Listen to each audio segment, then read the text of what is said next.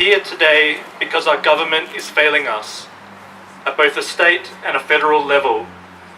They are failing to protect us from the harms of the climate and ecological crisis, and take action that is commensurate with this unfolding emergency. It has been 100 days since the federal election, 100 days since the Australian public sent a clear message. We want serious climate action now. It is said that the first 100 days are a critical period in which the government sets their agenda. What we see from the Albanese government is business as usual. Insufficient climate targets, new fossil fuel projects, and a failing to curtail the fossil fuel industry that is leading us off a cliff. As a journalist, Sophie McNeil, recently pointed out just days ago, Anthony Albanese told us that the climate wars are over. Penny Wong spoke about how Australia is now a serious player on climate. Meanwhile, just last week, the Minister for Resources, Madeleine King, announced 10 new ocean sites for oil and gas exploration, covering nearly 47,000 square kilometres of ocean, all the while singing the praises of carbon capture and storage, a failed technology that the fossil fuel industry continues to shield to continue polluting longer than necessary. This is not just a climate emergency, but an emergency for biodiversity. Scientists estimate that every day 150 species of plant, insects, bird, and mammals become extinct.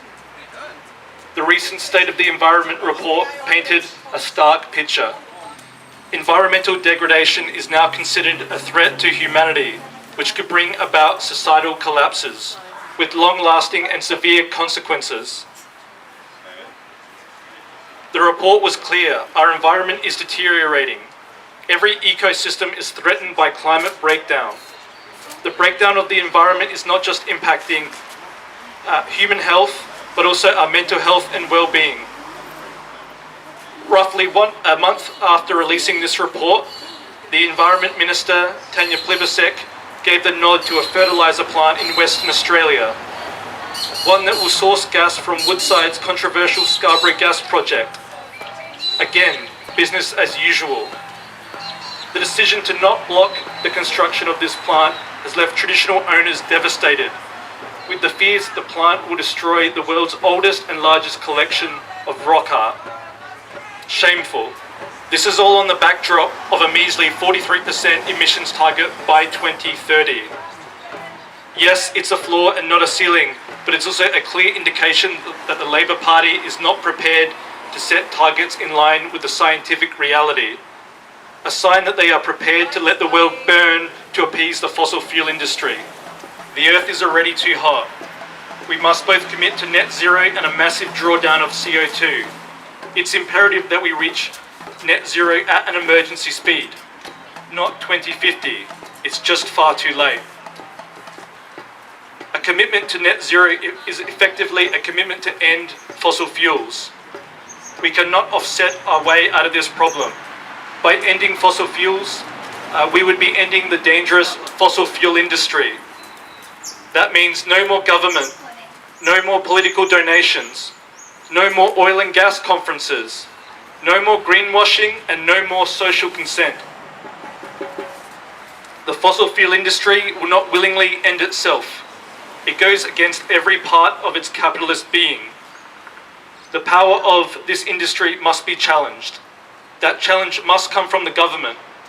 It's the only body capable of shutting down the fossil fuel industry in the little time that we have left.